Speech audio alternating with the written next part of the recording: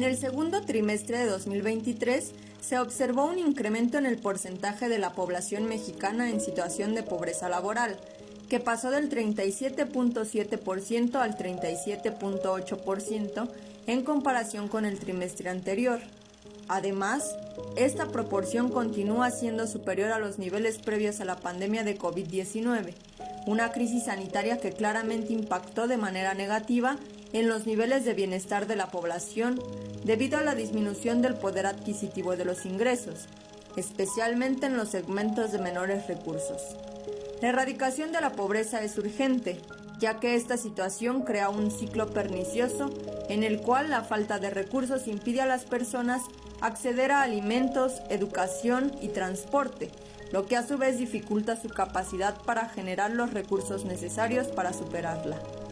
Posibles soluciones y las implicaciones de la pobreza laboral se analizarán en el programa de hoy en Lo Marginal en el Centro.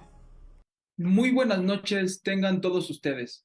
Bienvenidas y bienvenidos todos y todas a una nueva edición de Lo Marginal en el Centro. En esta ocasión vamos a hablar sobre una problemática social sumamente importante, que es la pobreza laboral en México en la actualidad, de qué manera se define, cuál es la situación que guarda en nuestro país, cuáles son sus implicaciones más importantes y finalmente las posibles salidas o soluciones que se le pueden encontrar a este problema tan acuciante para todos nosotros y todas nosotras. Para discutir y analizar este tema, contamos hoy con una importante batería de especialistas con un bagaje y una experiencia también muy importantes en este campo. Me acompaña Rodolfo de la Torre García, quien es maestro en Filosofía de la Economía por la Universidad de Oxford, es economista por el ITAM y especialista en temas de pobreza y desigualdad, así como director del Programa de Desarrollo Social del SEI e investigador en la misma institución, y quien además fue profesor del CIDE, el Colmex, la UNAM y el ITAM. Buenas noches, bienvenido a Lo Marginal en el Centro. Rodolfo. Muy buenas noches, gracias por la invitación. Está también con nosotros esta noche Niobe Enciso Zamudio, quien es maestra en Economía por el Colegio de México. Ella es profesora investigadora de la Universidad Autónoma Chapingo, especialista en desarrollo económico y desigualdad, colaboradora del Centro Mexicano de Estudios Económicos y Sociales, CEMES, y economista por la UNAM. Buenas noches, Niobe. Muchas gracias por aceptar nuestra invitación. Buenas noches a todo el auditorio y gracias también por la invitación. También nos acompaña hoy Roberto Gutiérrez Carmelo. Él es maestrante en Filosofía Política en la UNAM y estudiante asociado del IEF UNAM, quien ha realizado estancias de investigación en la Universidad de Barcelona y en la Pontificia Universidad Javeriana, y quien es filósofo por la Universidad Autónoma de Nayarit, así como especialista en temas de pobreza. Roberto, buenas noches, un placer contar contigo en esta edición de Lo Marginal en el Centro. Hola, ¿qué tal? Buenas noches, qué gusto saludarles, un gusto estar aquí. Gracias por la invitación. Muchas gracias. Empecemos entonces, sin más preámbulo, con el análisis de este problema, diciendo, en primer lugar, que cualquier trabajador que realiza un conjunto de actividades dentro del proceso de elaboración de un bien o servicio, tiene que recibir a cambio de ello una remuneración, en teoría, que debe cubrir cuando menos las necesidades básicas de todo ser humano. En este sentido, quiero comenzar contigo, Roberto, preguntándote en qué consiste la pobreza laboral y cuál es la presencia y la situación de la misma en México. Bien, gracias. Bueno, es muy interesante la manera en la que comienzas a plantear esta relación entre el trabajo y la remuneración. Y hablabas de que una persona que trabaja pues tiene derecho a recibir un ingreso suficiente para cubrir sus necesidades básicas. Bien, pues la pobreza laboral es justamente la negación de esta premisa que acabas de mencionar, ¿no? Es decir, una persona trabaja, se desempeña en el mercado laboral, pero el ingreso laboral que recibe no le es suficiente para satisfacer sus necesidades básicas. Incluso la manera en la que se define en México es aún más restrictiva. En México, la pobreza laboral se define como la situación en la que se encuentra una persona que trabaja y los ingresos laborales que percibe son menores a la mera canasta alimentaria, ¿sí? Es decir, Una persona trabaja y mensualmente no tiene el ingreso para mantener su alimentación de acuerdo a los estándares de esta canasta, como se rige en México, ¿no? Entonces, bueno, puede haber que perciba otro tipo de ingresos, por ejemplo, a través de remesas, a través de programas sociales, a través de becas. Eso es una consideración aparte. Lo que define a la pobreza laboral es que el ingreso que recibe por trabajar no satisface, no es suficiente pues para poder sostener esta canasta alimentaria, la alimentación, ¿no? Entonces, bueno, a partir de esta definición, el Coneval ofrece trimestralmente un índice en el cual nos dice cuál es la tendencia laboral de la pobreza laboral en México. Y según este segundo trimestre del 2023, estamos cerca del 40% de la población. Utilizo datos redondos nada más como para hacerlo más, dejarlo un poco más claro. Es el 37.8% de la población es la que actualmente se encuentra en situación de pobreza laboral. Estamos hablando de casi los 49 millones de mexicanos y mexicanas que se encuentran actualmente ahí. Entonces, bueno, es un número bastante alto, ¿no? Podríamos, repito, tratar de redondearlo únicamente para hacerlo más accesible, decir que casi cerca de 4 de cada 10 mexicanos y mexicanas que trabajan se encuentran en situación de pobreza laboral en el segundo trimestre de este año. Muchas gracias, Roberto. Siguiendo con la misma pregunta, Niobe, ¿podrías hablarnos tú de la pobreza laboral? ¿En qué consiste? ¿De qué se trata? ¿Y cuál es el incremento que ha tenido en nuestro país en los últimos años? Bueno, sí, continuando con lo que contestaba quien me antecedió, Roberto, que me parece que está muy bien, es una buena introducción a lo que quiero ahora decir. Solamente quisiera decir que este concepto se mide para dos universos diferentes, para dos conjuntos diferentes. Uno es la población ocupada y otro es la población en general. En el caso de la población ocupada, pues simplemente era así tal cual lo describía Roberto, y en el caso de la población en general, lo que se hace para la estimación de esto es simplemente sumar el ingreso de todos los miembros del hogar y dividirlo entre estos miembros. Y esto resulta importante porque de aquí se desprende que la relación entre estas dos estimaciones es compleja y que puede dar lugar a distintas interpretaciones y trayectorias y por tanto, pues tienen cada uno especificidades para su estudio. Sin embargo, aquí el dato que menciona Roberto y que es el que nos ocupa en estos momentos, pues es este 37.8% de la población que digamos es así, como lo decía yo, para toda la población en general, que no puede adquirir la canasta básica alimentaria con los ingresos laborales de su hogar. Y pues si nosotros pensamos en este dato que nos daba Roberto de que son aproximadamente 49 millones de mexicanos, pero además, aunque parezca poco este incremento de 0.1% de un trimestre a este último para el cual salió el dato, en realidad si nosotros nos ponemos un poco a ver qué es lo que contempla la canasta básica alimentaria, si en efecto cubre o no cubre las necesidades básicas de las personas, etcétera, a profundizar un poco en el análisis, pues sí resulta grave, digamos, este incremento, aunque así en una cifra, pues no lo parezca tanto. Excelente, Niobe. Ahora, pasando a otra arista de la problemática que nos ocupa en esta ocasión, resulta importante subrayar que ha habido 5 aumentos al salario mínimo, uno por año del gobierno del presidente López Obrador. Y en este sentido, Rodolfo, me gustaría que tú nos dijeras cómo se explican estos altos porcentajes de pobreza laboral considerando estos aumentos salariales. Claro, con mucho gusto. Antes daría un breve antecedente sobre lo que ya se ha mencionado.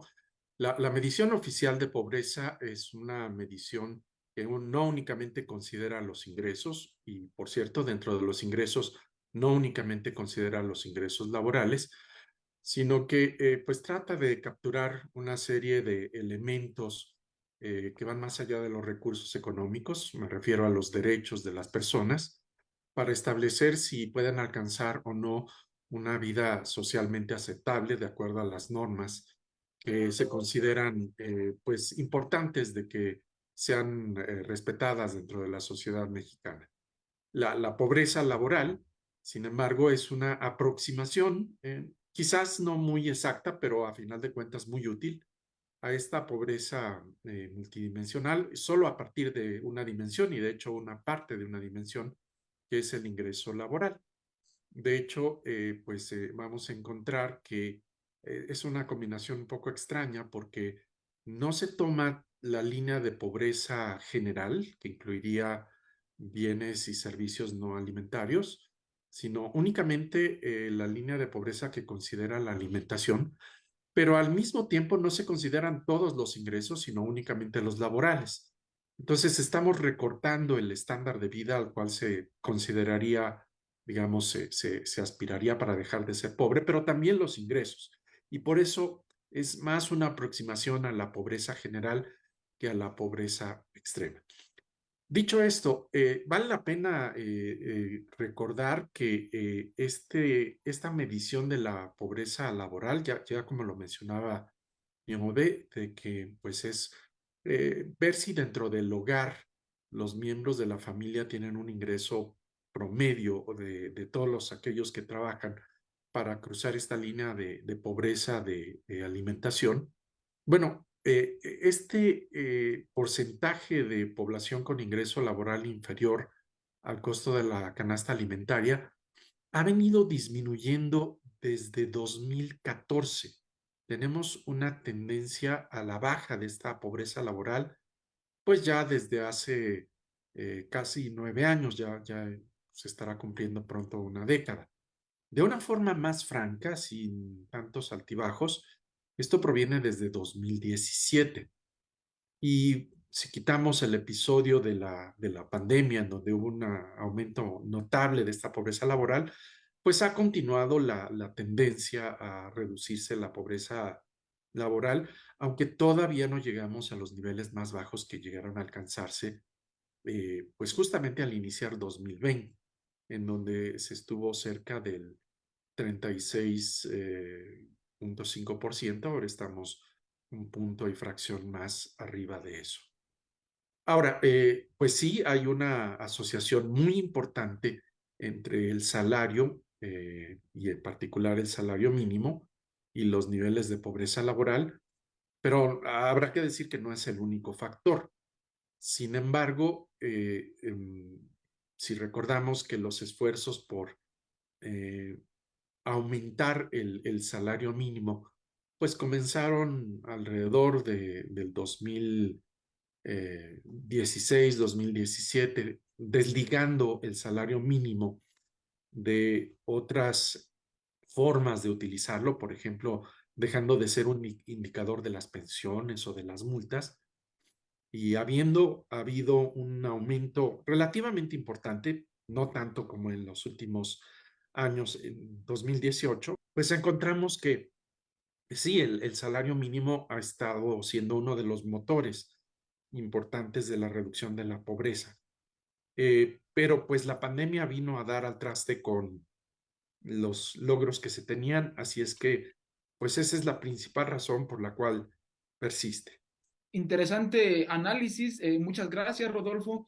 Roberto, retomando la misma pregunta que acabamos de plantear, ¿cómo se explicaría este incremento de la pobreza laboral en México, considerando estos factores que se acaban de mencionar y tomando en cuenta en específico los distintos aumentos al salario mínimo?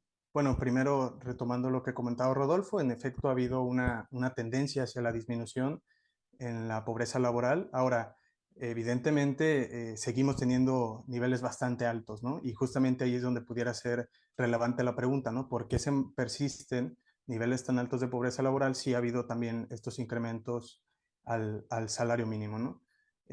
Yo pensaría que una de las principales razones tienen que ver con el alto nivel de informalidad en el trabajo, en el mercado laboral en México. Es decir, el salario mínimo es una política que evidentemente, como ya se comentaba, ha ayudado a reducir la pobreza laboral. Sin embargo, bueno, es una política que con todo lo legítima, necesaria que es y que aún necesita seguir continuando, pues está enfocado en las personas que de hecho participan del mercado laboral en condiciones de formalidad. Es decir, que la regulación sobre el mercado puede tener beneficios directos, ¿no? Son beneficiarias de esta medida. Pero en México, bueno, las estadísticas muestran que más de la mitad de la población ocupada que está participando del mercado laboral está en condiciones de informalidad.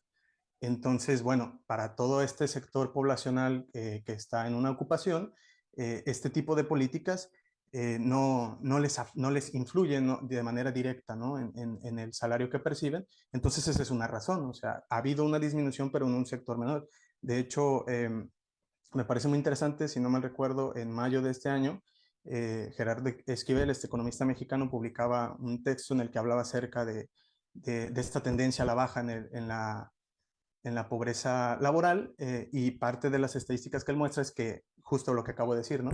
Que el grueso de las personas que se encuentran en situación de pobreza laboral están dentro del mercado de manera informal, ¿no? Entonces, esa es una de las principales razones, pensaría yo, por las cuales no hay este impulso tan fuerte, ¿no? Que repito, sí ha ayudado y sí es importante, ¿no?, la lucha por el salario mínimo, pero para efectos de la pobreza laboral no ha tenido un impacto tan trascendente, digamos, ¿no? O los números se mantienen altos, para decirlo de otra manera. Muchas gracias. Creo que ambas intervenciones aclaran muy bien uno de los aspectos más importantes de la problemática en cuestión. Ahora, regresando contigo, Niobe, quisiera que abordáramos un punto también fundamental del problema, que se refiere a las implicaciones más importantes de la pobreza laboral, tanto en el núcleo familiar como en el desarrollo general del país, y cómo, desde tu punto de vista, puede solucionarse el problema. Sí, bueno, actualmente creo que existen varios enfoques, digamos, sobre todo se ha escuchado recientemente, bueno, ya no tan recientemente, de esto de la falta de oportunidades, y además, digamos, de la relación incluso entre pobreza o desigualdad y crecimiento, pero digamos que creo que ahora es muy fácil descubrir que los grandes problemas que aquejan a nuestro país, ya sea falta de vivienda, de servicios básicos, escasos y deficientes servicios de salud, mala calidad de educación, todos los que queramos pensar, marginación aguda de las poblaciones, emigración ya sea a la ciudad o al extranjero, hasta el narcotráfico, el crimen organizado, todos estos, digamos, tienen su origen común y último en la pobreza y en la desigualdad que afecta a la gran mayoría de los mexicanos. Y digamos que también, pues resulta cada vez más evidente que la pobreza se originó de este hecho, de esta confianza, digamos, ciega que hubo en el mercado y en sus leyes, que pues sin intervención de nadie, ni siquiera del Estado en algunos momentos, pues se creyó que era capaz no solo de generar riqueza para la sociedad, la que necesita la sociedad, sino también de repartirla equitativamente. Y además, digamos, esto se teorizó formalmente en la teoría del goteo, que decía que con el tiempo, bueno, digamos que aunque en un primer momento la renta se acumulaba en pocas manos, con el tiempo y gracias al libre juego de la oferta y de la demanda, finalmente esa riqueza iba a comenzar a gotear de arriba hacia abajo, creando empleos, elevando salarios, generando prestaciones o mejores condiciones para el bienestar de la sociedad en conjunto. Sin embargo, creo que ahora hay suficientes razones, tanto teóricas como datos estadísticos, que muestran que esta teoría del goteo, así tal cual como se llegó a plantear, pues no funciona, no funciona de manera, o sea, esta distribución automática de la riqueza por parte del mercado es falsa. Y más bien que sí es digamos, el mercado sí es un eficaz productor de riqueza, pero no un eficiente distribuidor de esta. Y que entonces, digamos, que se tienen que dictar medidas especiales destinadas justamente a lograr el reparto de la riqueza. Y por ello, pues, digamos, ahora resulta pues, tan central que todo gobierno que realmente se preocupe por el bienestar de sus gobernados, debido a que sí tiene las facultades legales necesarias y suficientes, pues entonces se ponga, digamos, así implementar políticas destinadas propiamente a esto. Y quería mencionar también que aunque esto es, digamos, verdad, en realidad, debido al papel que juegan muchos gobiernos actualmente como forma de Estado y como hoy conocemos al gobierno, por ejemplo, al nuestro, digamos, al papel que juega en la reproducción del sistema y en el desarrollo de la economía, pues realmente las grandes luchas que han logrado grandes cambios en las condiciones laborales, pues sí han sido encabezadas por las mayorías, en particular por los trabajadores. Las conquistas más importantes que hoy conocemos las lograron los trabajadores organizados.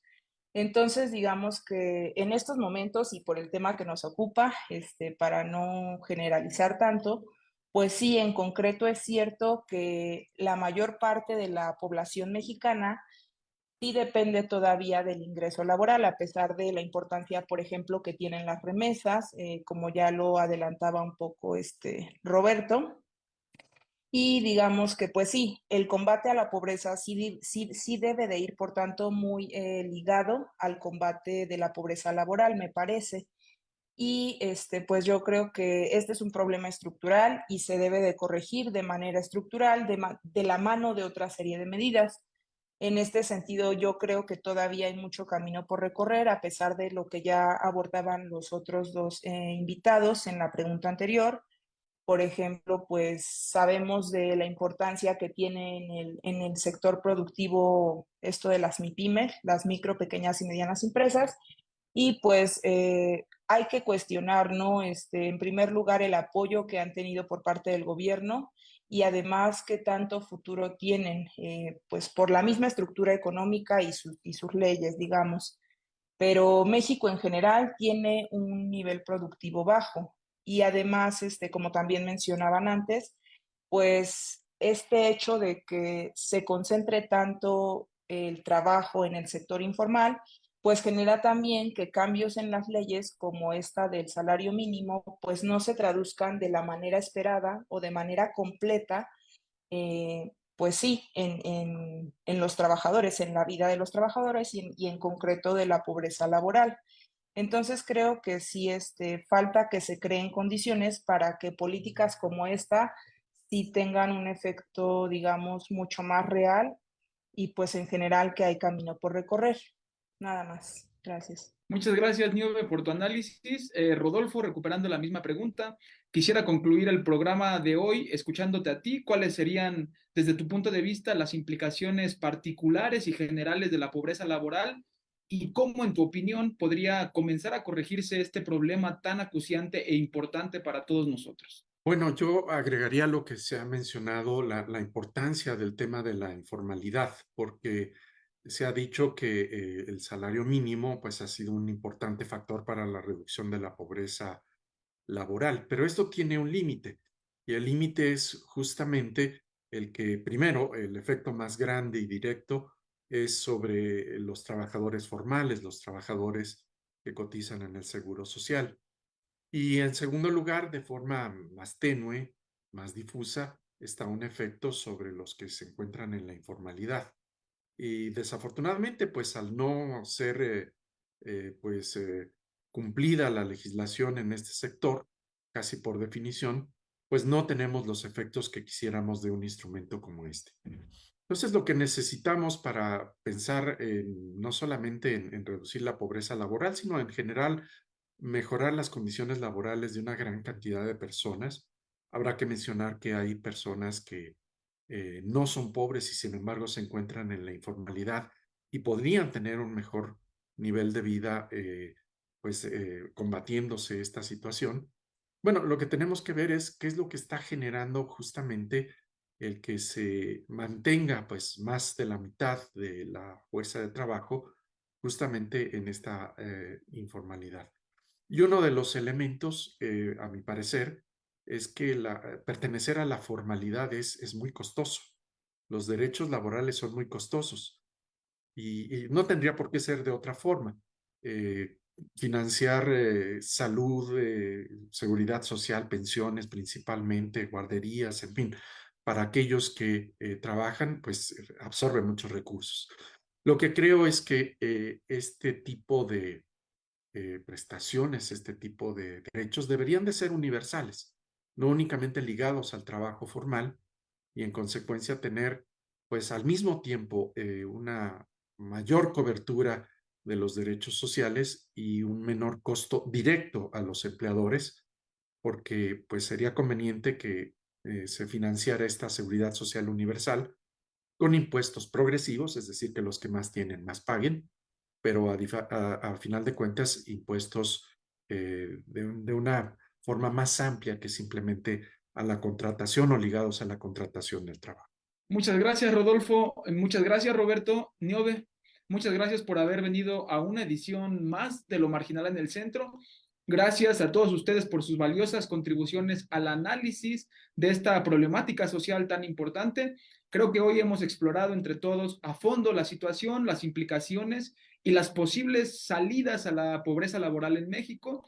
Agradezco de nueva cuenta a nuestros panelistas por aportar a nuestra audiencia su experiencia y conocimiento. Con esto concluimos otra edición de Lo Marginal en el Centro.